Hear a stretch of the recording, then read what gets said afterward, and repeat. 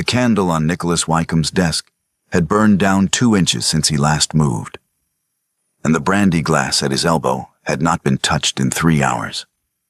Outside, the November wind pressed against the windows of Ashford Park with the patient insistence of something that knew it would eventually get in. Nicholas was 44 years old, though he looked older that evening.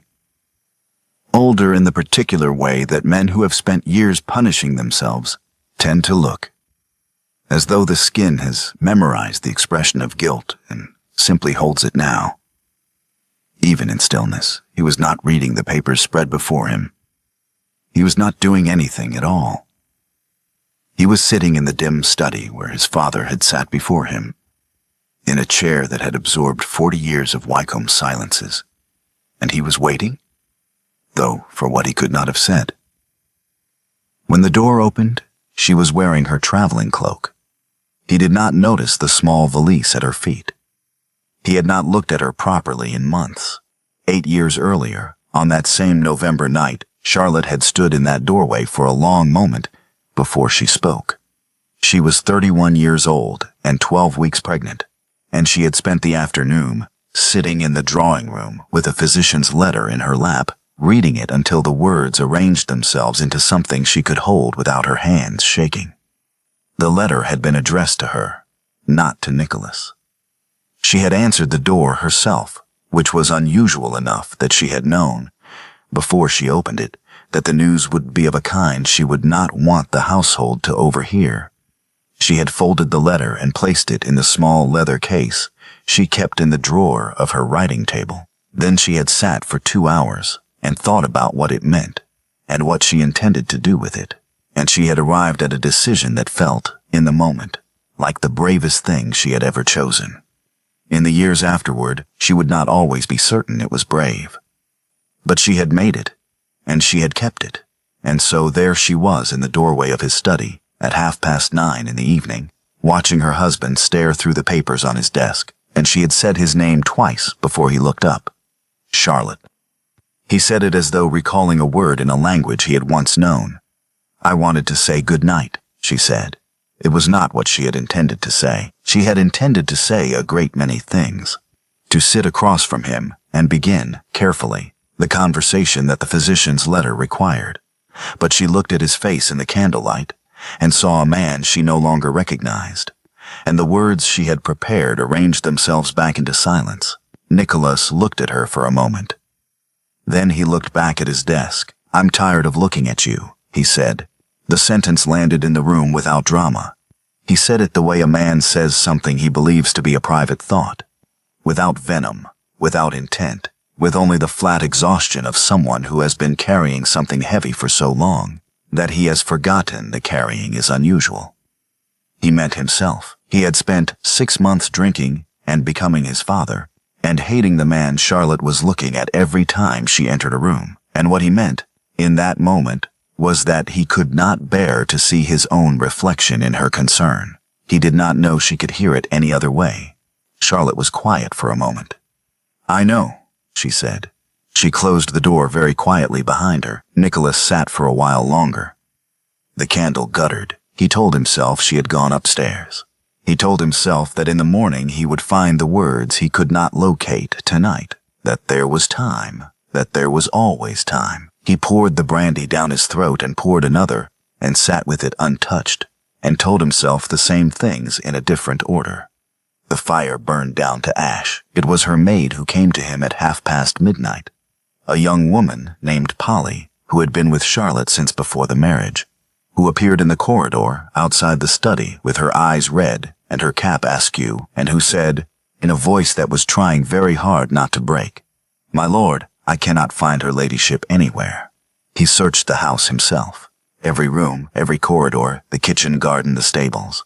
Her horse was still in its stall. The small valise he had not noticed in the doorway was gone. Nothing else was missing. No trunk, no hat box, nothing that would suggest a planned departure. Only the small case and the woman who had closed the door quietly behind her. And by 3 a.m, Nicholas Wycombe was standing in the entrance hall of Ashford Park with a lamp in his hand, and the absolute certainty, arriving with the slow weight of something that had always been true. That he had done this. He had done this, and she was gone, and he had not even looked up properly to watch her go. 8 years passed. Nicholas dismissed his valet at the end of the first year and hired another. He dismissed the second and kept the third. He stopped drinking in the February after Charlotte left. Stopped with the particular ferocity of a man who has decided that the decanter is the enemy and has declared war on it. And the sobriety held. It held through the spring and the summer, and through the second anniversary of Charlotte's departure, which he marked by walking the full perimeter of the estate at dawn, and returning to find his steward waiting at the door with 3 letters requiring his signature. He ran Ashford Park with a precision that his tenants respected, and his neighbors found slightly unnerving. He refused 4 marriage proposals on behalf of 4 young women whose mothers had presented them with varying degrees of subtlety. He did not explain his refusals. He did not need to. Everyone in the county knew what the Marquess of Ashford had done to his wife, or believed they did, and Nicholas found it convenient to let them believe it, because the alternative, explaining that he did not know what he had done, that she had simply left, that he had searched and found nothing and received no word, felt like an excuse he had not earned the right to make. He thought of her often. He thought of the 3 years before the 4th year, the years when he had been a different man entirely, present, attentive, genuinely in love with the woman he had married. He thought of her hand in his at a tedious dinner party, early in their marriage, when he had reached across under the tablecloth and taken her wrist and pressed 2 fingers to her pulse, as though checking it, and she had looked at him with an expression of such suppressed amusement that he had lost track of whatever the man to his left was saying. He had kissed the inside of her wrist at the table. She had been scandalized and delighted in equal measure.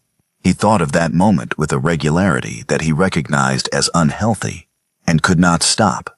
His mother, the Dowager Marchioness, died in early spring of the 8th year, quietly, in her sleep, in the room she had occupied for 40 years. Nicholas arranged the funeral with the same precision he applied to everything, and went through the house afterward, with the particular emptiness of a man who has been preparing for a grief and finds, when it arrives, that preparation was not the same thing as readiness. 3 weeks after the funeral, a solicitor arrived at Ashford Park. He was a small, careful man named Mr. Henshaw, who had handled the Dowager's private affairs for 11 years, and he came into the study carrying a locked box of polished mahogany, roughly the size of a hat case. He set it on Nicholas's desk, produced a key from his waistcoat pocket, and placed the key beside the box without unlocking it himself. Her ladyship's instructions, Mr. Henshaw said, were that this be delivered to you personally, unopened, following her death. She was very specific on the point of timing. What is in it? Nicholas asked. Letters, Mr. Henshaw said. I have not read them. I was instructed not to. I was instructed only to deliver the box and the key, and to tell you that the correspondence within spans approximately 8 years, and that the first letter is dated December of the year the Marchioness departed. Nicholas looked at the box for a long moment. Thank you, he said. You may go. He waited until he heard the front door close before he touched the key. The letters were in Charlotte's handwriting. He would have known it anywhere. The particular slope of her capital letters, the way she formed the letter A with a small curl at the top. They were arranged in chronological order, tied with a piece of blue ribbon, and there were 32 of them. Quarterly correspondence, spanning 8 years. His mother had known. His mother had known where Charlotte was, and had kept it, and had kept it, and had kept it until she was past the point of being asked to explain herself. He read the first letter standing up. He sat down on the 3rd page. The line was simple. The child arrived safely, and I have named her Anne. Nicholas sat with the box open on his desk until the fire went out. He did not move to add coal. He did not reach for the lamp when the candle burned low. He sat in the dark with 32 letters in his wife's handwriting, and the knowledge that he had a daughter who was 7 years old, and whose name was Anne, and he did not weep, and he did not speak, and he did not do anything at all for a very long time. At 6 in the morning he called for his horse. 3 days on the road brought him to the coast of Cornwall, and the coast of Cornwall brought him, by way of a fisherman in Penzance, who knew everyone within 10 miles, to the village of Mousehole, and the village of Mousehole brought him to a whitewashed cottage at the end of a lane that smelled of gorse and salt, and something he could not name but which registered, somewhere below thought, as home. He stood on the step holding his hat. He had not planned what to say. He had driven for 3 days on the momentum of the box, and the letters, and the line on the 3rd page, and now he was here, and the door was in front of him, and he understood, with sudden and complete clarity, that he had not the faintest idea what he was doing. He knocked. Charlotte opened the door. She was 39 years old, and she looked it in the best possible way. Steadier than he remembered, the particular steadiness of someone who has learned to rely entirely on herself and found, to her own surprise, that she was sufficient. Her hair was simply dressed. She was wearing a gray wool dress that had nothing to do with fashion and everything to do with practicality. She looked at him for 1 full second without any expression at all, and then she stepped outside and pulled the door shut behind her so that the child inside would not hear. "How did you find me?" she asked. "Your mother's solicitor," Nicholas said. "After her death, 3 weeks ago." Charlotte closed her eyes briefly. When she opened them, something had shifted. Not softened exactly, but reorganized, as though she were rearranging the furniture of her understanding to accommodate a new piece of information. "She told you," Charlotte said. "She left me a box of your letters, 32 of them. She did not tell me herself. She was past telling anyone anything by the time I received them." He paused. "I am sorry for your loss. She was fond of you." The letters made that clear. Charlotte was quiet for a moment. The wind off the sea moved through the gorse at the edge of the lane. "You may take a room at the village inn," she said at last. "You may stay as long as you choose. I will not deny you the right to know whether a daughter exists. She does, and she is well. And her name is Anne, as I expect you know. But you will not cross the threshold of this house until I decide you may. Those are my terms. You are welcome to dispute them." "I won't dispute them," Nicholas said. "I haven't finished." Charlotte met his eyes directly, and there was nothing apologetic in the look. "Anne does not know who you are. She will not be told until I am certain it is safe to tell her. Safe for her, not for you. Is that clear?" "Completely," he said. "Then we understand each other." She reached for the door handle. "Is there anything else?" Nicholas looked at her for a moment. "Do you want me to leave entirely?" he asked. "If that is what you want, I will go. I will not come back." Charlotte was still for a long moment. The wind moved through the gorse again. Down the lane, a gull called once and fell silent. "I do not know yet," she said, with a difficulty that was visible in the slight tension around her mouth and nowhere else. "That is the most honest answer I can give you." He nodded once. Then he walked back down the lane toward the village without arguing, and Charlotte stood on the step and watched him go, and did not move until the sound of his footsteps had faded entirely. The village of Mousehole was small enough that a stranger attracted notice, and Nicholas was careful about the kind of notice he attracted. He took a room at the inn, a clean, low-ceilinged room overlooking the harbor, and he established a routine that was deliberately quiet. He walked in the mornings. He took his meals alone. He asked no one about Charlotte because he understood that she had built something here, and that the architecture of it was none of his business until she decided it was. He learned about her life anyway, the way you learn things in a small place, by being present and paying attention.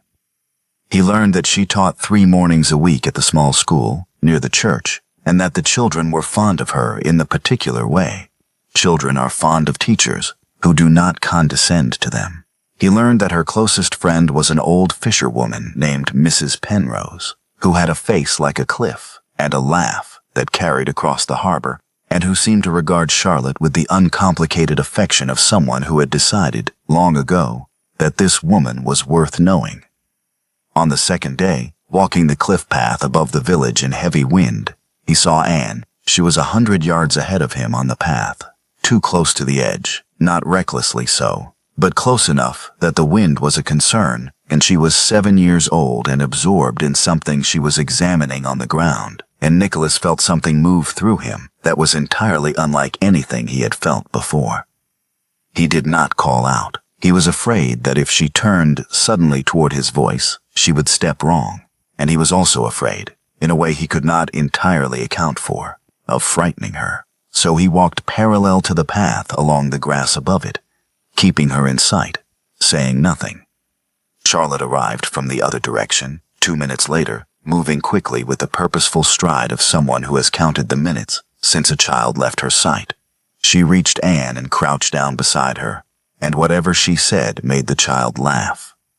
Then she stood, and she and Anne walked back along the path together, and as they passed Nicholas, who had stopped a few feet from the gate at the path's end, Charlotte did not acknowledge him. The wind took her shawl. It happened in a second. A gust from the sea caught the wool and lifted it clear off her shoulders, and it was heading for the cliff edge before Nicholas had consciously decided to move. He caught it with one hand, the wool rough and salt-damp against his palm, and walked back to the gate where Charlotte was standing with Anne beside her, and held it out. Charlotte took it. Their hands did not touch.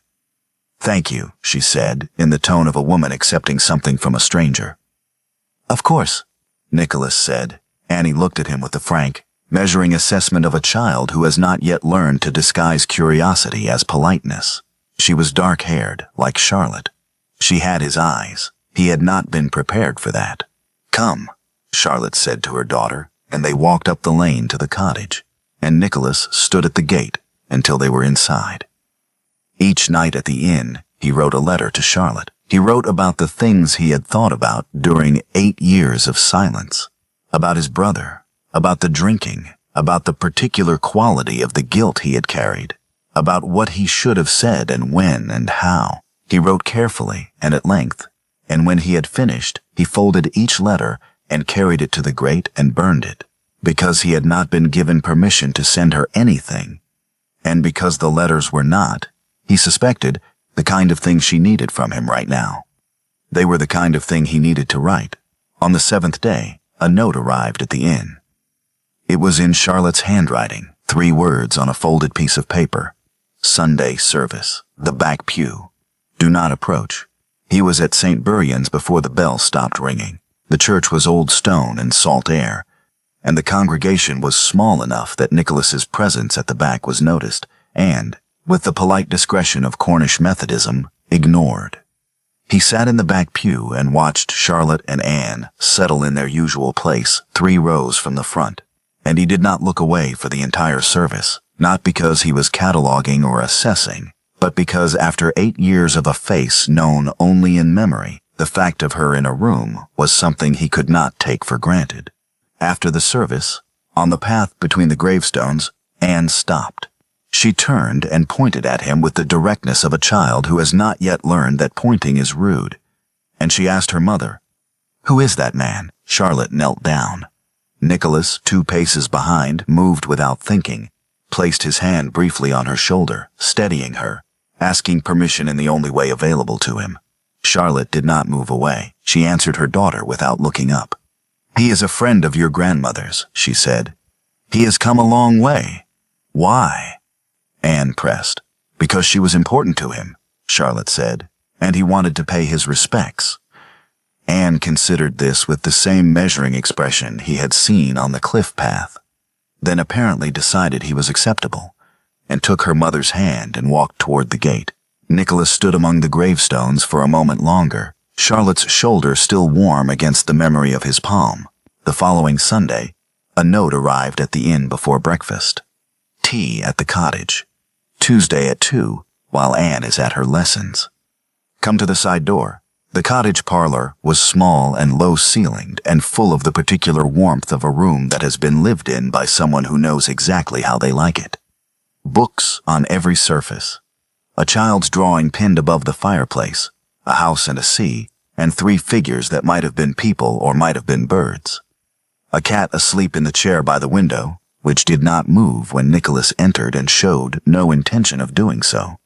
Charlotte poured the tea herself and sat across from him and said nothing for a moment, which was not uncomfortable. The way silence between strangers is uncomfortable.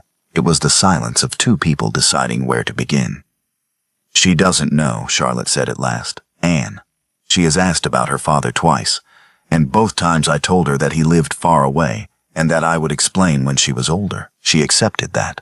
She is a practical child." A pause. "She has your eyes. I noticed," Nicholas said. "I'm not telling you that as a gift," Charlotte said. "I'm telling you because you should know what you're walking into if I decide to let you walk into it.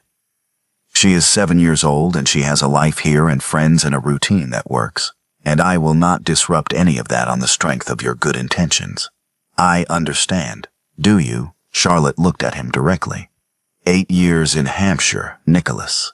8 years as a Marcus in mourning, with a house and a staff and a county that felt sorry for you. I had Anne and 30 pounds and a reference from the vicar of a parish I had attended twice. She set her cup down. "I am not saying this to wound you. I am saying it because I think you need to understand the difference in what we each did with those 8 years before you decide what you're owed." Nicholas was quiet for a moment. "I'm not here because I think I'm owed anything," he said. "I'm not certain why I'm here, except that she is 7 years old, and her name is Anne, and I read that on the 3rd page of a letter, and I was on the road by 6 in the morning." Charlotte looked at him for a long moment. "All right," she said. "Then stay as long as you need to. But Anne sets her own pace. That is not negotiable." "I know," Nicholas said. "I agree." He sat in the small parlor of the life she had built without him, and looked at the child's drawing above the fireplace, and something settled in him. Not comfortably, but with the specific gravity of a man who has finally understood the true dimensions of a thing he has been measuring wrong for years. Anne fell ill on a Thursday, 3 weeks after Nicholas arrived in Mousehole. It began as a cough and became a fever by nightfall, and by 10 in the evening, the cottage windows were lit and Charlotte had sent the girl for the girl who helped with the housework for the physician, and Nicholas, who had been walking back from the harbor when he saw the lights, stopped at the end of the lane and stood there for a long time. He could not go in. Those were the terms, and he had agreed to them, and they were reasonable terms, and he had no intention of breaking them. He walked to the low stone wall at the edge of the cottage garden and sat down on it instead, and he stayed there. The night was cold and clear, with a half-moon that gave enough light to see by. The sea was audible but not visible, a steady sound at the bottom of the dark. At midnight, the physician's trap came back down the lane, and the physician touched his hat to Nicholas as he passed, which suggested that the news was not catastrophic, and Nicholas let out a breath he had not been aware of holding. At 2 in the morning, the cottage door opened. Charlotte came out carrying a cup of tea. She crossed the garden without hurrying and sat down on the wall beside him without speaking, and held out the cup, and he took it. They sat in silence. The moon moved. The sea continued its steady commentary on the dark. At some point, Nicholas could not have said when, Charlotte's hand found his on the cold stone between them, and they stayed like that, neither of them speaking, until the sky began to lighten in the east, and the first birds started their noise in the gorse. "The fever broke at first light," Charlotte said, and stood and went inside. He walked back to the inn in the early morning and sat on his bed without sleeping and thought about her hand on the cold stone, and did not try to make it mean anything beyond what it was, because what it was seemed, already, like more than he had any right to claim. The village had been politely incurious about the stranger at the inn for 3 weeks, but small places have their own intelligence, and by the 4th week it was generally known that the man at the anchor was the Marchioness's husband. The information moved through Mousehole with the quiet efficiency of a tide, and the result was that Mrs. Trevithick, the vicar's wife, appeared at Charlotte's cottage on a Wednesday morning, with a cake she had not needed to bake and a question she had clearly been composing for several days. "I am not here to tell you what to do," Mrs. Trevithick said, sitting across from Charlotte at the kitchen table, with the cake between them. "I want to be clear about that." "Then what are you here to do?" Charlotte asked. "To ask you a plain question, because I am your friend and I think you need someone to ask it." Mrs. Trevithick folded her hands. "What do you intend?" Charlotte was quiet. "Because he has been here 4 weeks," Mrs. Trevithick continued, "and he sits on that wall at night, when Anne is ill, and he caught your shawl off the cliff path, and half the village has seen him in the back pew at St. Buryan's, and the other half has heard about it, and you have not sent him away. So I am asking, what do you intend? I don't know yet, Charlotte said. That is not an answer. No, Charlotte agreed. It isn't. She looked at the cake for a moment, then at her friend. 8 years ago, I made a decision that I believed was the right one, and I have spent every year since then being less and less certain that it was. And now he is here, and Anne is here, and I cannot. She stopped. I cannot see how to put those two things in the same room without one of them breaking. Mrs. Trevithick was quiet for a moment. Which one are you afraid will break? She asked. Charlotte did not answer. But the question stayed with her long after Mrs. Trevithick had gone home, and it was still there when Nicholas came to the cottage 2 days later and knocked at the side door and told her he had to go to Hampshire. A tenant matter, he said. It requires my signature. I'll be back within a fortnight. He paused. If you would prefer that I not return, write to me at Ashford. I won't come back without your permission. Charlotte looked at him. Is that what you want? She asked. To not come back? No, Nicholas said. It came out simply, without drama, as though he had stopped rehearsing. No, I want to come back. I wanted to say that plainly, because I don't think I've said anything plainly in a very long time. Charlotte nodded once. Go to Hampshire, she said. I'll think while you're gone. Ashford Park received him with the silence of a house that has been kept but not inhabited, and Nicholas moved through it with the particular discomfort of a man who has spent 4 weeks in a whitewashed cottage and finds his own estate suddenly excessive. He dealt with the tenant matter in a morning. He spent the afternoon in his study, which was where he found the box. It was a small thing, a pasteboard box that had lived on the shelf above his desk for 8 years without his ever opening it, because it had been there when Charlotte left, and he had told himself, without examination, that it contained her sewing things or some other domestic item he had no business disturbing. He opened it now, in the afternoon light, and found that it contained a pair of gloves, a dried flower of some kind he could not identify, a small ivory miniature of her mother, and a letter. The letter was in Charlotte's handwriting, dated the morning of the night she left. It began, Nicholas, I have something I must tell you, and I do not know how. Anne stopped. He stood at his desk and read those 11 words for a very long time. He read them until he understood what they meant. Not what the words said, which was simple enough, but what they required him to revise. She had not left in anger. She had not left because he had driven her out with the line, or not only for that reason, or not in the way he had spent 8 years believing. She had been trying to tell him something on the morning of the night she left, and she had not been able to find the words, and then something had happened and she had gone, and whatever she had been trying to tell him was still in that letter, unfinished, waiting. He returned to Cornwall 2 days early. He did not contact Charlotte when he arrived. He took his room at the inn, and he sat with what he knew, which was less than he had thought he knew that morning, and more than he had known for 8 years, and he waited, because she had said she would think while he was gone, and he had no right to hurry her. On the 4th day back, a note arrived at the inn in Charlotte's handwriting, tonight. After Anne is asleep. The cottage parlor was firelit and quiet. When Charlotte let him in, Anne was asleep upstairs. He could hear the particular silence of a house with a sleeping child in it, the way it settles differently than a house without one. Charlotte did not offer him a chair. She stood with her back to the fire and her hands at her sides, and she looked at him with the expression of someone who has been rehearsing something and has decided, finally, to abandon the rehearsal and simply speak. The afternoon of the night you said what you said, Charlotte began, I received a letter from a physician. Nicholas was still. I was 12 weeks pregnant, she said. I had known for 3 weeks and I had not told you because I was waiting for the right moment, and the right moment kept not arriving. She paused. The letter told me that there was a complication, a specific one, which he described in terms I will not repeat because they are not relevant now. What is relevant is that he told me it was likely I would lose either the baby or my life. He could not tell me which. The fire shifted. Nicholas did not move. I sat with that letter for 2 hours, she said, and I thought about what it would mean to tell you. I thought about watching you make that choice, whether to grieve me or grieve the child, and I could not do it. Not because I thought you incapable of bearing it, but because I thought it would destroy you, and you were already so close to destroyed. She looked at him steadily. I thought I was protecting you. I believed that when I got into the carriage. By the time I reached the first post-in, I was less certain. Charlotte, he began. Let me finish, she said.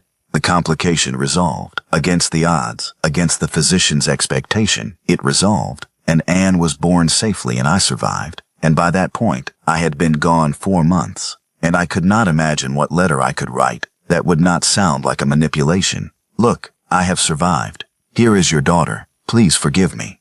So I stayed silent, and then a year passed, and then another, and then 5. She stopped. I am not asking you to forgive me. I am telling you because Anne deserves a father who knows the truth, regardless of what you decide to do with it. Nicholas sat down. He sat down on the small sofa against the wall, and he put his hands on his knees and he wept. Not quietly, not turned away, not with any of the dignified restraint that 44 years of being a Marquess had equipped him with. He wept plainly, on the small sofa in the cottage parlor, for the years he had spent believing himself a monster who had driven out a wife he loved, for his brother who had died on a gray morning in October, while Nicholas watched from 20 yards away and could not reach him in time, for the daughter who had been alive and growing for 7 years while he ran the estate impeccably and refused to remarry, and told himself it was penance. He wept for the half-finished letter on the shelf above his desk that he had never opened, for the 3 years before the 4th year when he had been a different man, for the wrist he had kissed at a dinner table, and the expression on her face that he had carried in memory for 8 years, as the last clear image of who they had been to each other. Charlotte did not move. She did not come to him, and she did not look away. When he could speak, he looked up at her. The night I said that, he said, I meant myself. Charlotte was very still. I had spent 6 months becoming my father, Nicholas said. I watched my brother die, and I climbed inside a decanter, and I stayed there. And every time you came into a room, I could see what I had become reflected in the way you looked at me. I was tired of looking at what I had become. I was tired of seeing it in your face. He stopped. I know you had no reason to know that. I know there was no way to hear it as anything other than what it sounded like. And I am not telling you this so that you will forgive me. I am telling you because you have spent 8 years carrying a version of that night that was not true, and you deserve to know the true one. Charlotte sat down in the chair across from him. She sat with her hands in her lap, and she looked at the fire for a long moment.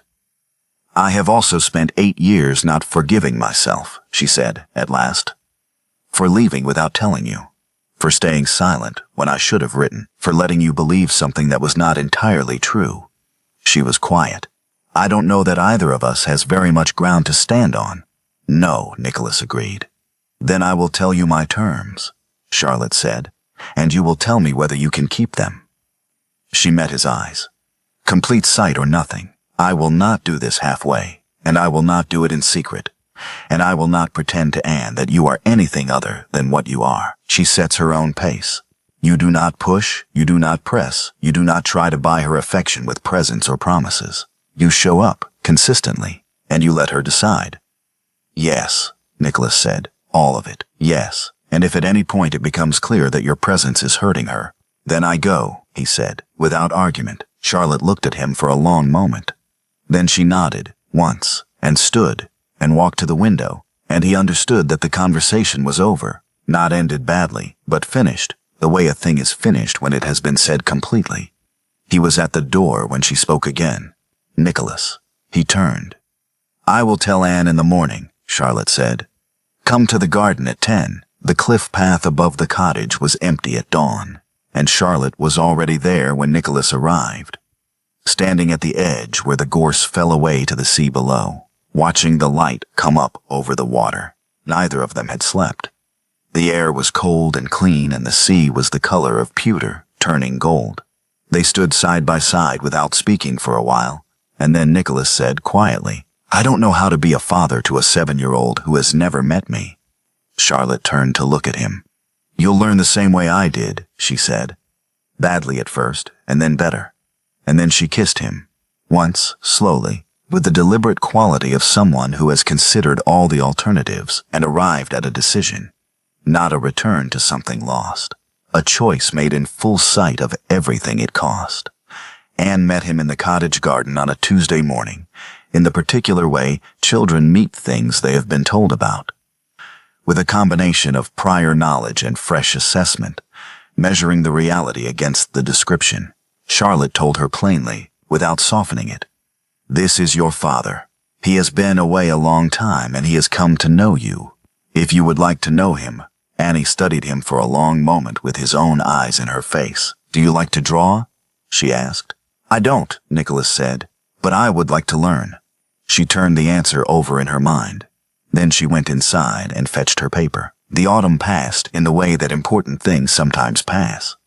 Not quickly, but with a sense of accumulation. Each small moment building on the last, until the sum of them was something neither of them had planned. Anne drew him in pencil on a Wednesday afternoon, sitting in the garden with his coat off, and presented the drawing to him with the frank assessment of an artist who knows the work is accurate, if not flattering. He kept it in the inside pocket of his coat. On a Thursday in October, Charlotte and Nicholas walked the cliff path alone for the first time. Anne at her lessons, the sea below them gray and restless, and Nicholas told her about his brother. He had not told anyone before.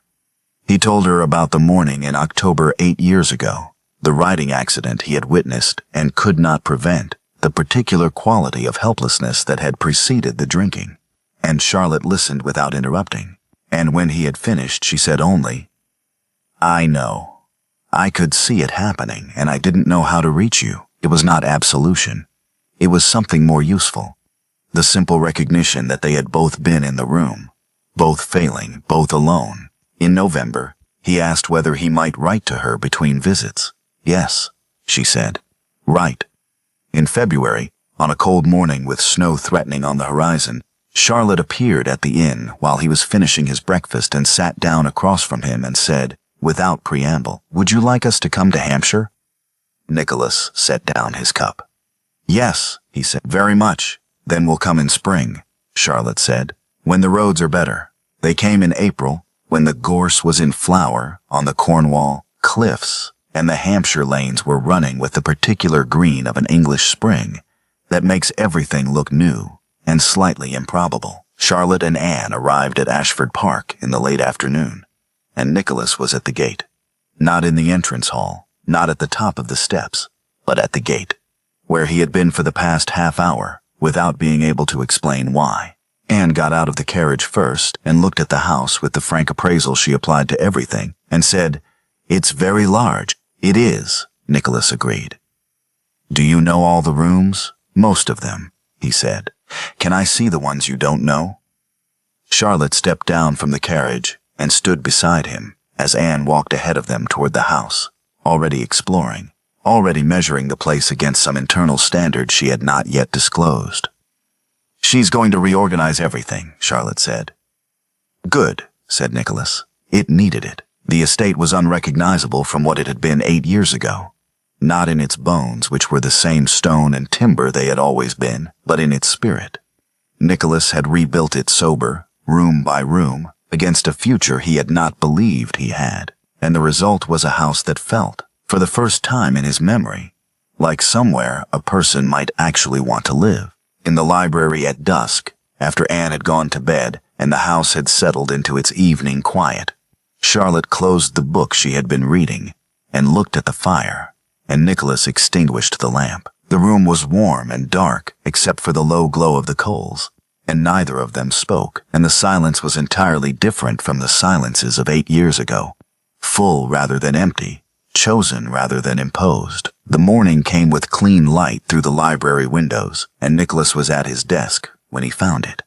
The half-finished letter, Charlotte's handwriting, dated 8 years ago. It had been placed on his desk at some point in the night, completed. The familiar slope of her letters continued past the point where they had always stopped.